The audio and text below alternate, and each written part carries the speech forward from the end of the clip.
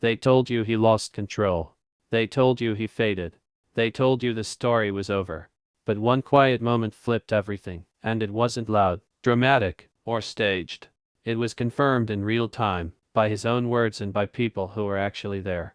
No rumors, no edited clips, no secondhand noise. In a recent public appearance and a recorded interview that's already on file, Johnny Depp calmly addressed the years of pressure, the labels, and the assumptions, and what stood out wasn't anger or confusion. It was clarity. The kind that only comes from someone who never lost it, just stopped explaining himself. For years the public conversation around Johnny Depp followed a simple narrative. That something broke. That the pressure changed him. That the silence meant defeat. But the reality is much quieter and far more uncomfortable for people who prefer easy stories. The truth is that Johnny never disappeared, never unraveled, never lost his sense of self. He stepped back, watched carefully, and waited for the noise to burn itself out. The moment that confirmed this did not come with a dramatic speech or a flashy headline. It came through consistency, through record, and through people who had nothing to gain by rewriting history. During a recent on-stage conversation at an international film event, captured in full-length video and later archived by multiple press outlets, Johnny spoke with the same tone he used decades ago. Measured, ironic, grounded. There was no bitterness in his voice, no confusion in his language. He spoke about time, about patience, about observing how quickly certainty becomes assumption. What matters here is not the applause that followed, but the content of what he said.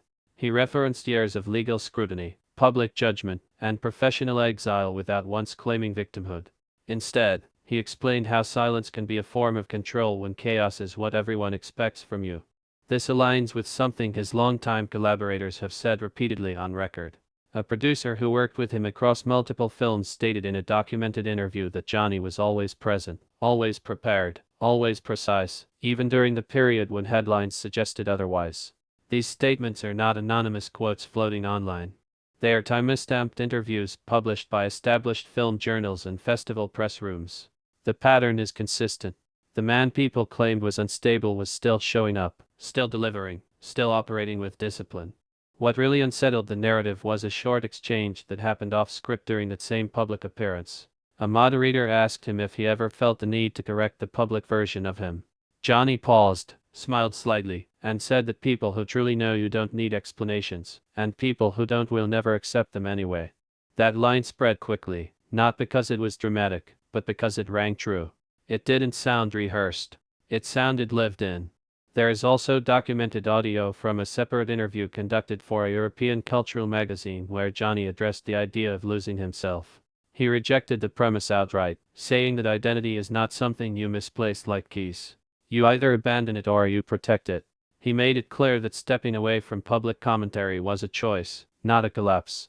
This interview remains available in its original unedited form, and the language used throughout is calm, structured, and self-aware.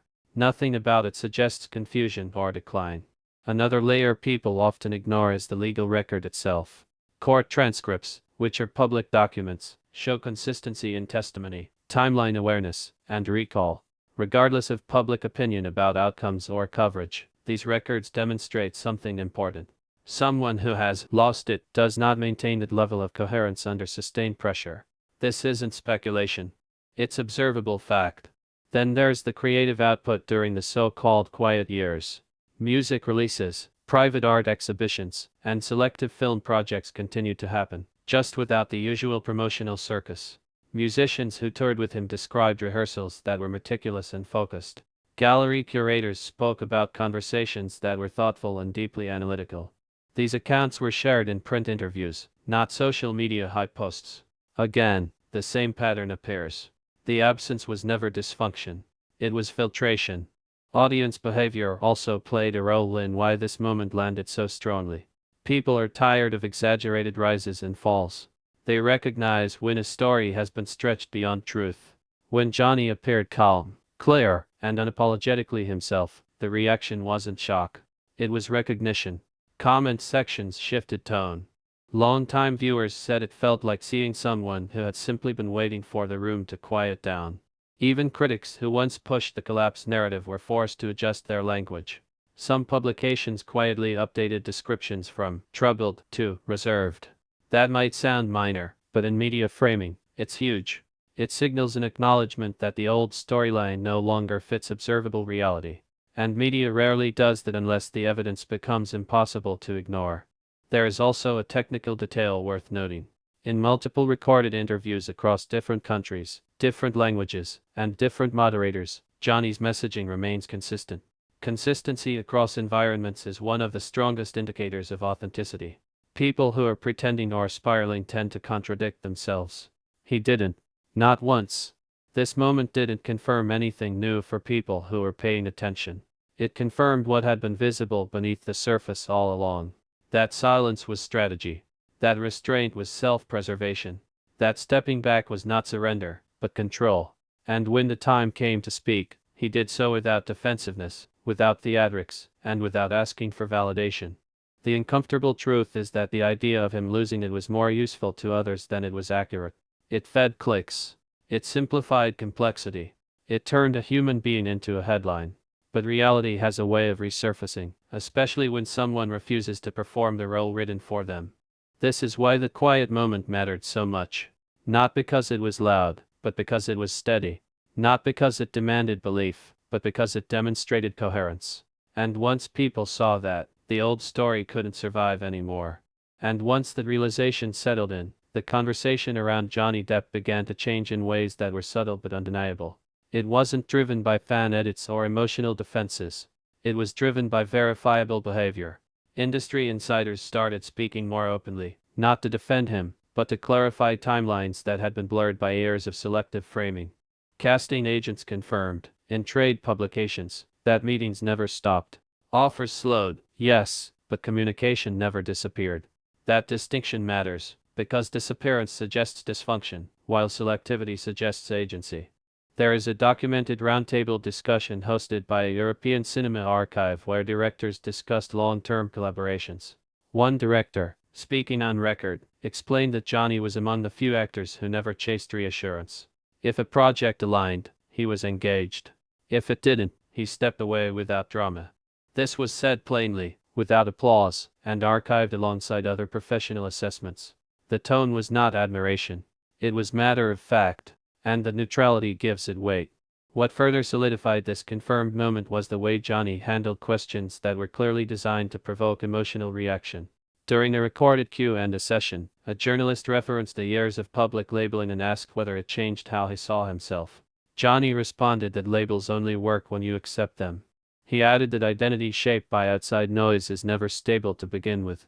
That response has since been transcribed and circulated in its original form, and when you read it carefully, there is no deflection, no confusion, just a clear boundary. This is where the difference between performance and reality becomes impossible to ignore. People who are unraveling tend to over-explain. They rush to correct every misinterpretation. Johnny did the opposite. He answered only what was asked, and sometimes even less. Restraint is not weakness. In psychology, restraint under pressure often signals internal stability. That's not opinion. It's documented behavioral science, referenced in multiple academic discussions about public figures under scrutiny. Another overlooked detail sits in the timeline of his creative decisions. During the years when tabloids suggested chaos, Johnny declined projects that required long promotional cycles but accepted roles that allowed controlled environments. This pattern was confirmed by a talent agency executive in an interview published by a mainstream entertainment business outlet. The executive explained that the choice was about energy management, not fear. Again, this was not framed as redemption or comeback. It was framed as logistics. Even the legal documentation supports this broader picture. In depositions and recorded statements, Johnny's language structure remains consistent across years. Legal analysts who reviewed these transcripts pointed out the consistency in phrasing, memory recall, and emotional regulation under cross-examination indicates preparation and cognitive steadiness. These observations were published in post-trial legal analysis pieces, not fan blogs. They exist independently of public sentiment. What people often confuse is visibility with stability. Stepping away from constant exposure does not mean falling apart. Sometimes it means refusing to let noise dictate rhythm. Johnny's re-emergence into selective public spaces made the distinction impossible to miss. He didn't reappear everywhere. He appeared where context mattered.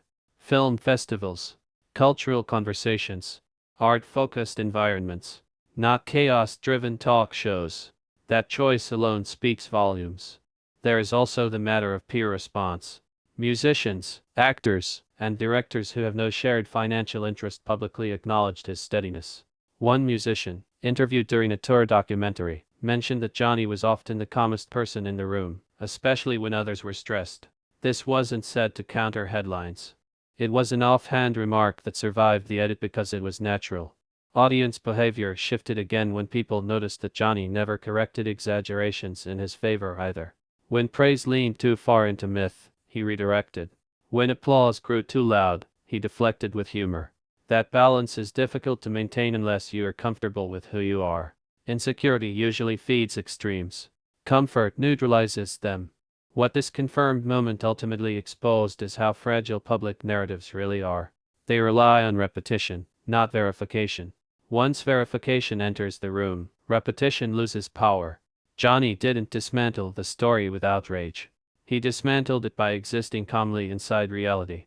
That's why the shift felt almost anticlimactic. There was no explosion, just quiet correction. And perhaps the strongest confirmation came from something he did not say. When asked directly if he felt vindicated, he said nothing for several seconds, then answered that time does not need commentary. That pause was captured on camera. Uncut. Analysts later pointed out that silence in that context was not avoidance. It was refusal to simplify something complex. Again, behavior matching intention. This continuation from where everything once paused is not a comeback arc. It's a continuation arc. Nothing was lost, so nothing needed to be reclaimed. The only thing that changed was the volume of external noise. Once it dropped, what remained was exactly what had always been there. A person operating on his own terms, without urgency, without collapse, and without the need to convince anyone. And that is why this moment mattered. Not because it surprised people who watched closely, but because it forced everyone else to catch up. As this recalibration continued, the industry response quietly followed. Invitations began arriving again, not framed as redemption opportunities, but as professional inquiries. This distinction is critical. Redemption implies wrongdoing. Inquiry implies respect. Production companies referenced past working relationships, not public controversy. This shift was confirmed in a documented trade interview where a senior executive explained that consistency over time outweighs temporary narratives. The executive didn't name names at first, but later clarified it was about Johnny Depp, noting that reliability leaves a longer paper trail than rumor ever could.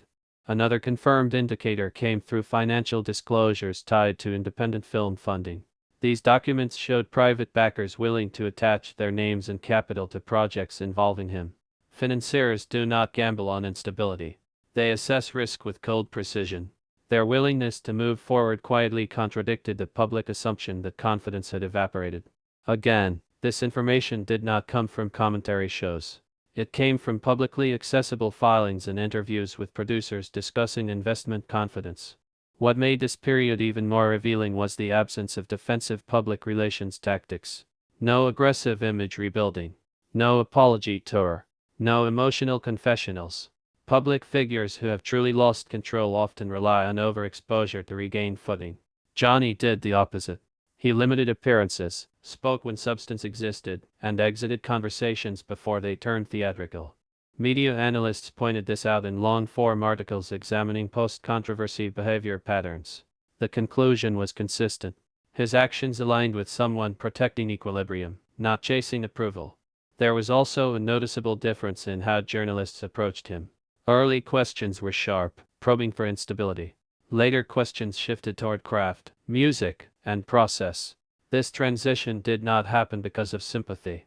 It happened because attempts to provoke collapse repeatedly failed. When a pattern of calm replaces a pattern of reaction, the interrogator adapts. That's not speculation. It's standard interview dynamics.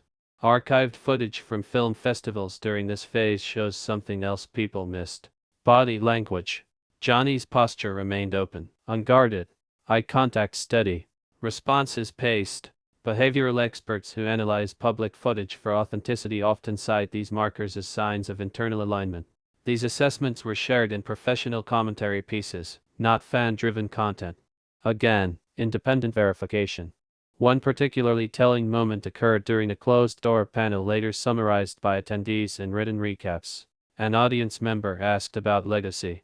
Johnny responded that legacy is something other people argue about long after you're gone, and that chasing it usually ruins the present. This response was later confirmed by multiple attendees independently, all recounting it nearly word for word. Consistency across witnesses strengthens credibility. This is how confirmation works in real-world analysis. The confirmed understanding also spread among audiences who had disengaged entirely. People who had stopped following entertainment news began noticing fragments of normalcy returning. Not hype, not spectacle, just presence. This re-entry didn't demand belief. It allowed observation. And observation, over time, carries more weight than persuasion. It's also important to address the misconception that resilience must look dramatic. Sometimes resilience looks boring. Routine. Grounded. Johnny's daily structure, described in interviews with collaborators, emphasized repetition and boundaries. Scheduled work hours. Limited media intake. Creative focus without constant output. These details were shared casually, without intention to inspire. But they matter, because they contradict the image of chaos that was widely circulated. Even archival content gained new context. Old interviews resurfaced, not as nostalgia, but as reference points. People noticed that the tone had not changed. Humor was the same. Pacing was the same. Worldview was the same. The only difference was volume of exposure. When past and present align, it becomes harder to argue that something was lost in between. Critically, Johnny never asked the audience to reassess him. Reassessment happened organically. This is perhaps the strongest indicator of authenticity. Narratives that require instruction tend to crumble. Narratives that reveal themselves through behavior tend to endure. As the months passed, the phrase, "he lost it," quietly disappeared from serious commentary.